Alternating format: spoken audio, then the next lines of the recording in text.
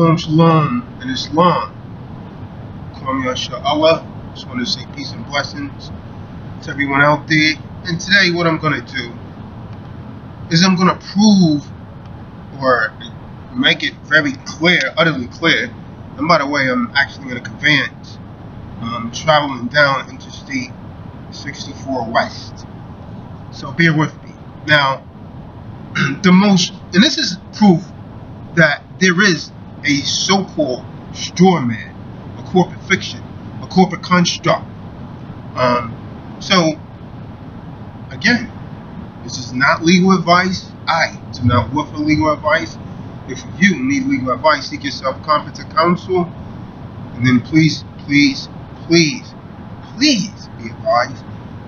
What you're about to receive is for educational, informational, and to those of you that like to portray theatrics and love to be entertained, entertainment purposes only.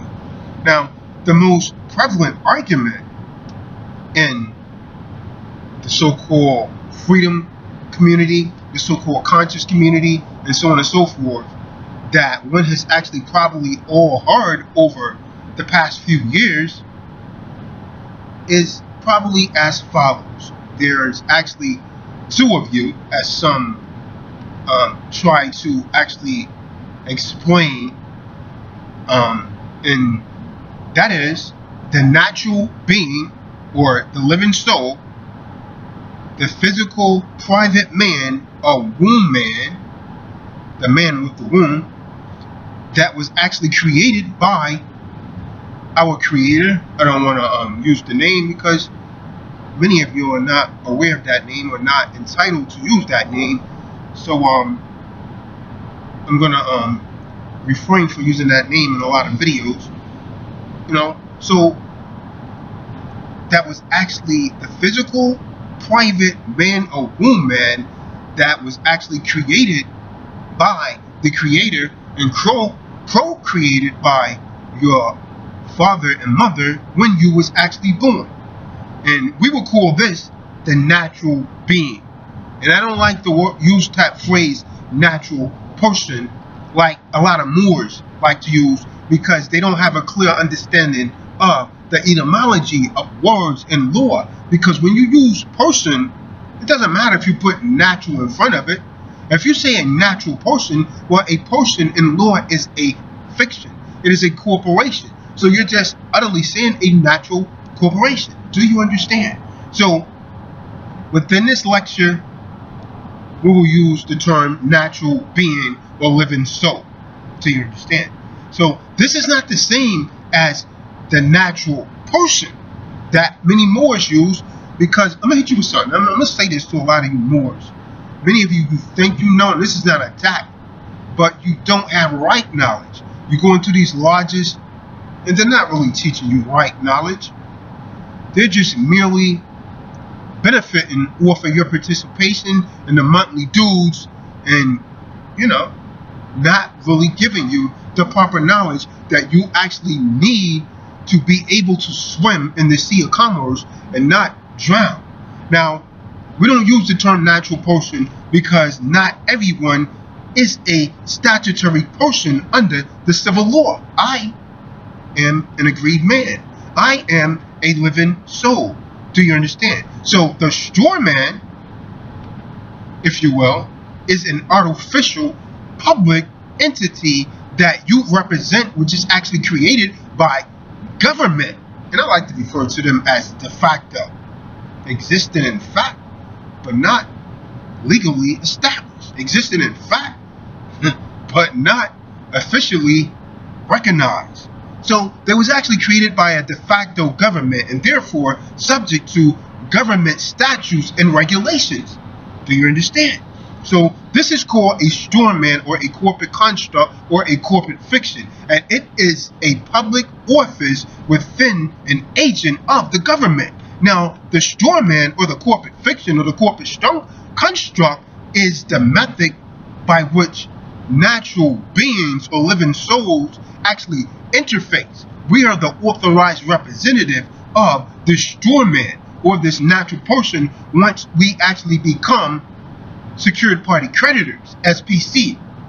So the straw man is the method by which the authorized representative or the living soul or the secured party creditor interface to the commercial world and to the de facto government. Now, without using the straw man, you, the natural man or natural woman or the living soul, would be unable to sustain your life because you would be maliciously actually deprived of the ability to, one, obtain so-called governmental identification, two, interact commercially with others. You wouldn't be able to interact in commerce. So all of you that say, oh well, get rid of the IDs and so on and so forth, how are you going to actually operate in commerce? That's a question. Three, the government actually had to create the straw man because it can't civilly actually legislate for the natural being or the living soul without the consent of the natural being. Why, Tazadaq? Because the power to tax originates from the power to create. So only the creator, the heavenly Father, the Most High, of a thing, or if I create something, only the creator of a thing can tax or burden the thing it created. Do you understand? So the power to govern originates from the consent of the governed. So any attempt to civilly govern that does not originate from the consent of the governed, as the Declaration of Independence indicates, is actually inherently unjust.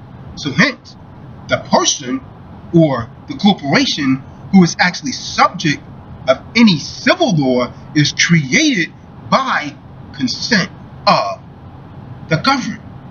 Do you understand? That to secure the rights, governments are instituted among men, deriving their just powers from the consent of the governed. That's the Declaration of Independence. I quote. So the natural being or the natural man, the natural woman, the living soul is actually sovereign and therefore not subject to their statutory laws. Do you understand? Well, Tazadaq, prove it.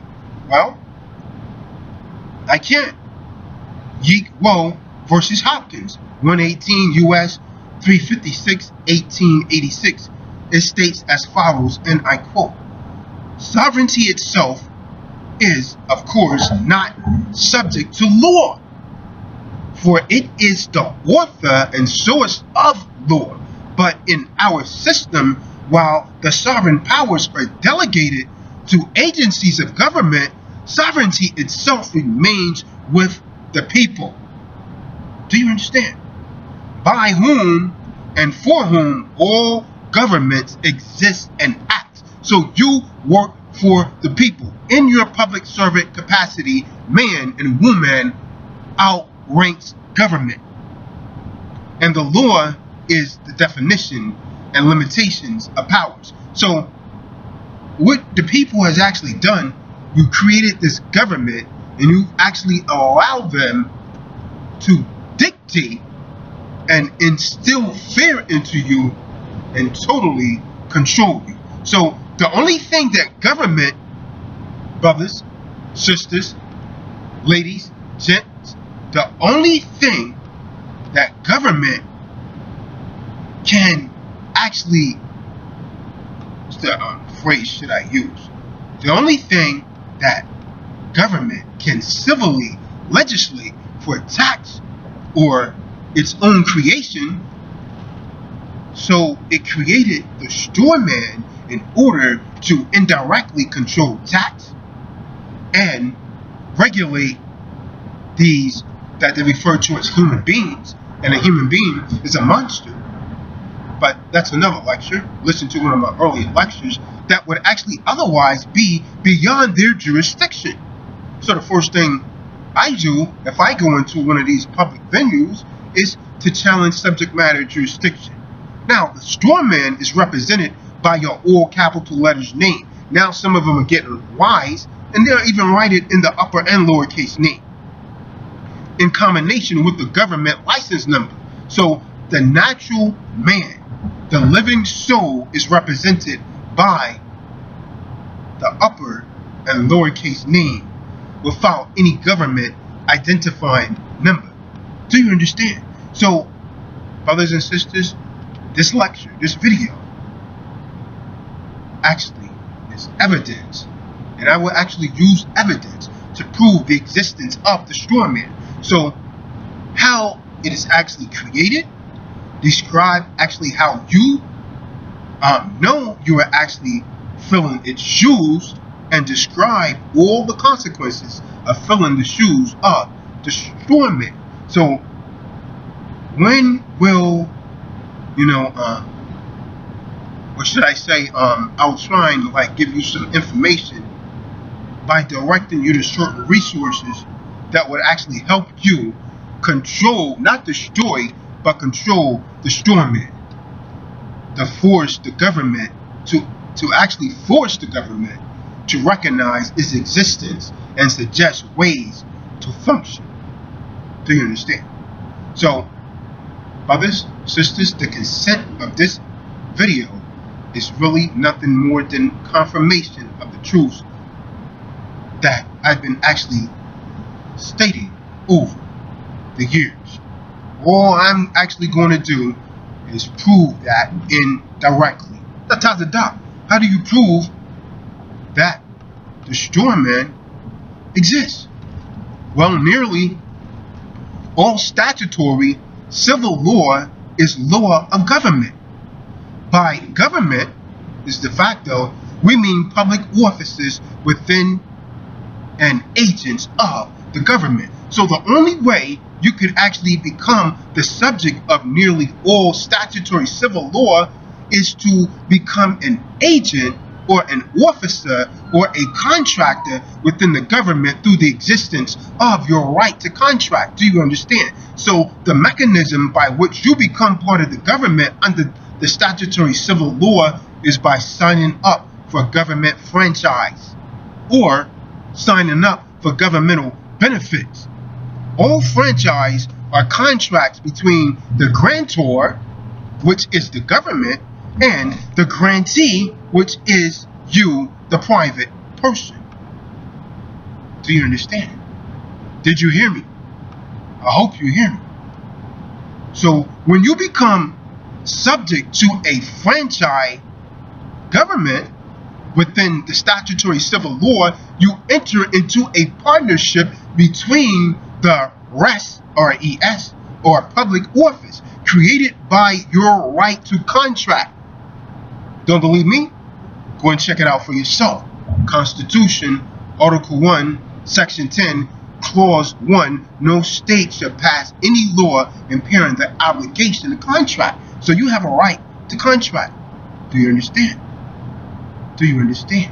So it's created by your right to contract and you, the private man. So the partnership makes you a surety for the actions of the officer who runs the entity and make you a person, corporation, with the meaning of statutory law, who is therefore subject to the law of the franchisee. So the purpose of civil statutory law is to create a unjust, is the word that I should be using, by transmitting the identity of the power of the property to public without their express consent and frequently without even the knowledge of the original private owner.